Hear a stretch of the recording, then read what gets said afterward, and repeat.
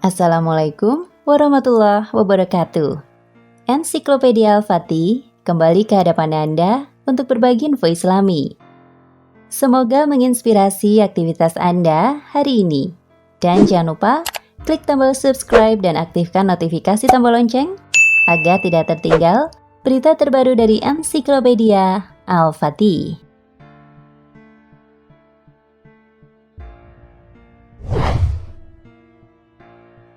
Dari hadis sahih yang berasal dari Abu Hurairah radhiyallahu anhu bahwa Rasulullah shallallahu alaihi wasallam bersabda, "Sesungguhnya Allah akan mengutus, menghadirkan bagi umat ini, umat Islam, orang yang akan memperbarui urusan agama mereka pada setiap akhir 100 tahun."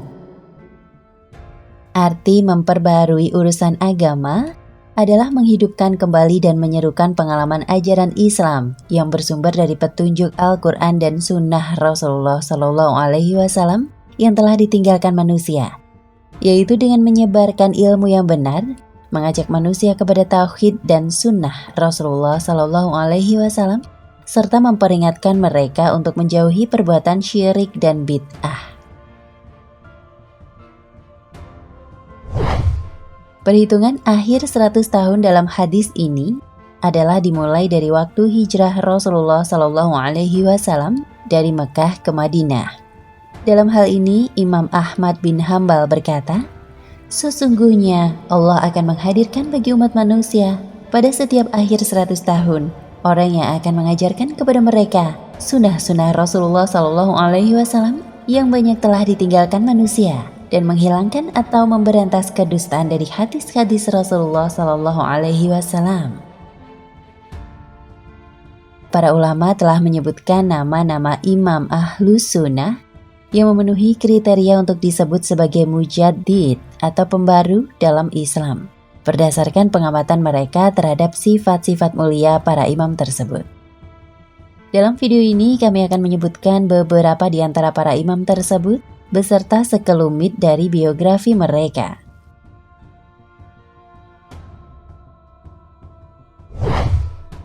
Satu, Umar bin Abdul Aziz bin Marwan bin Hakam Al-Umawi Al-Madani.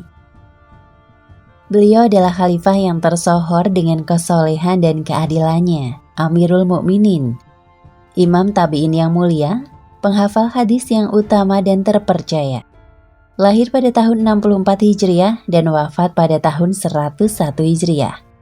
Ibunya adalah cucu sahabat yang mulia Umar bin Khattab radhiyallahu anhu, namanya Hafsah bintu Ashim bin Umar bin Khattab. Beliau diserupakan dalam keadilan dan kelurusan akhlak dengan kakek beliau, Umar bin Khattab radhiyallahu anhu. Dalam sifat zuhud dengan Hasan al-Basri dan dalam ketinggian ilmu dari Imam Az-Zuhri. Imam Asy-Syafi'i memuji beliau dengan mengatakan, Al-Khulafa Ar-Rasyidun atau khalifah-khalifah yang mendapat petunjuk dan bimbingan Allah Ta'ala adalah 5 orang, Abu Bakar, Umar, Utsman, Ali, dan Umar bin Abdul Aziz. Para ahlu sunnah telah bersepakat untuk menobatkan beliau menjadi mujaddid atau pembaru pertama dalam Islam.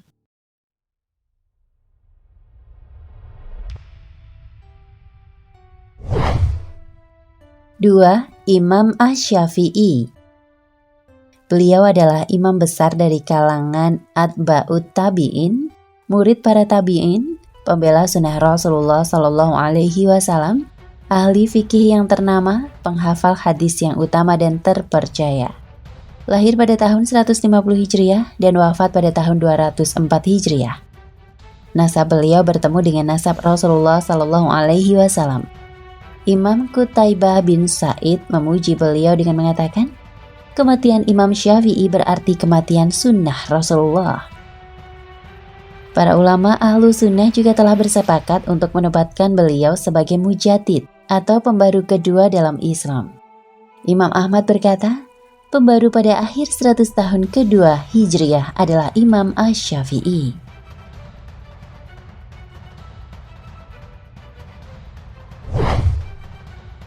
3. Hasan al-Basri. Beliau adalah imam besar dari kalangan tabi'in, Syekhul Islam, sangat terpercaya dalam meriwayatkan hadis Rasulullah Shallallahu Alaihi Wasallam. Lahir pada tahun 22 Hijriah dan wafat pada tahun 110 Hijriah. Beliau pernah disusukan oleh Ummu Salamah radhiyallahu anha, istri Rasulullah Shallallahu Alaihi Wasallam, dan didoakan kebaikan oleh Umar bin Khattab radhiyallahu anhu agar diberi pemahaman dalam ilmu agama dan dicintai manusia. Beliau termasuk yang dinobatkan sebagai salah satu ulama pembaru pada akhir 100 tahun pertama Hijriah.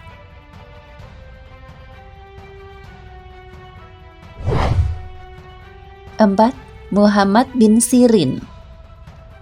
Beliau adalah imam besar dari kalangan tabi'in, Syekhul Islam, sangat waro' atau berhati-hati dalam masalah halal haram.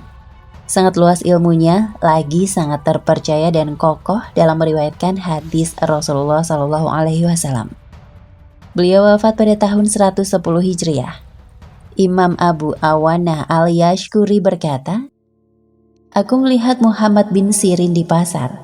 Tidaklah seorang pun melihat beliau kecuali orang itu akan mengingat Allah."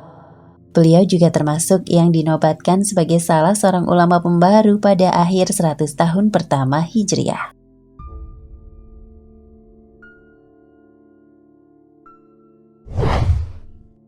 5. Muhammad bin Muslim bin Ubaidillah. Beliau adalah imam besar dari kalangan tabi'in, penghafal hadis yang utama, yang disepakati kemuliaan dan kecermatan hafalannya. Beliau wafat pada tahun 125 Hijriah.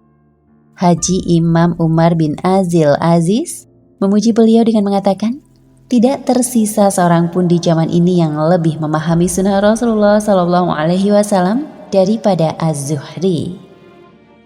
Beliau juga termasuk yang dinobatkan sebagai salah seorang ulama pembaru pada akhir 100 tahun pertama Hijriah.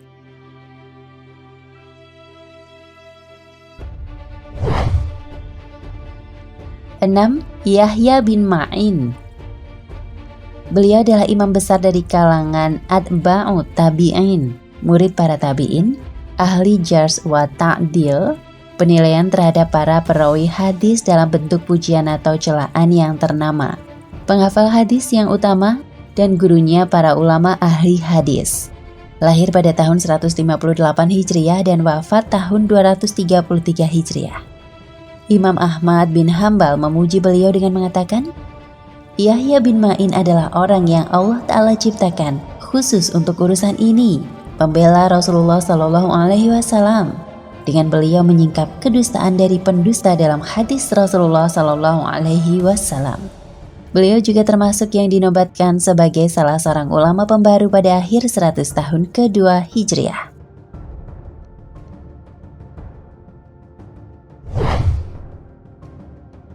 7. Imam An-Nasa'i. Beliau adalah imam besar, Syekhul Islam, penghafal dan kritikus hadis kenamaan, serta sangat terpercaya dalam meriwayatkannya. Lahir pada tahun 215 Hijriah dan wafat tahun 303 Hijriah. Imam Abu Sa'id bin Yunus memuji beliau dengan mengatakan, "Abu Abdirrahman An-Nasa'i adalah seorang imam panutan, penghafal hadis dan sangat terpercaya dalam meriwayatkannya." Imam Abul Hasan Ad-Daraqutni berkata, "Abu Abdirrahman An-Nasa'i lebih didahulukan dalam pemahaman ilmu hadis dibandingkan semua ulama hadis di zaman beliau." Beliau juga termasuk yang dinobatkan sebagai salah satu ulama pembaru pada akhir 100 tahun ketiga Hijriah. Banyak para imam besar ahlu sunnah yang terkenal dengan ketinggian ilmu dan pemahaman, serta kuat dalam menegakkan sunnah Rasulullah Shallallahu Alaihi Wasallam. Akan tetapi mereka tidak dinobatkan oleh para ulama sebagai pembaru dalam Islam di zamannya. Padahal mereka sangat pantas untuk itu. Seperti Imam Malik bin Anas, Ahmad bin Hambal, Al-Bukhari, Muslim, Abu Daud, dan lain-lain. Hal ini disebabkan masa hidup mereka tidak bertepatan dengan waktu yang disebutkan dalam hadis di atas. Dan ini sama sekali tidak mengurangi tingginya kedudukan dan kemuliaan mereka. Demikian pula yang disebut-sebut para ulama sebagai pembaru dalam Islam abad ini.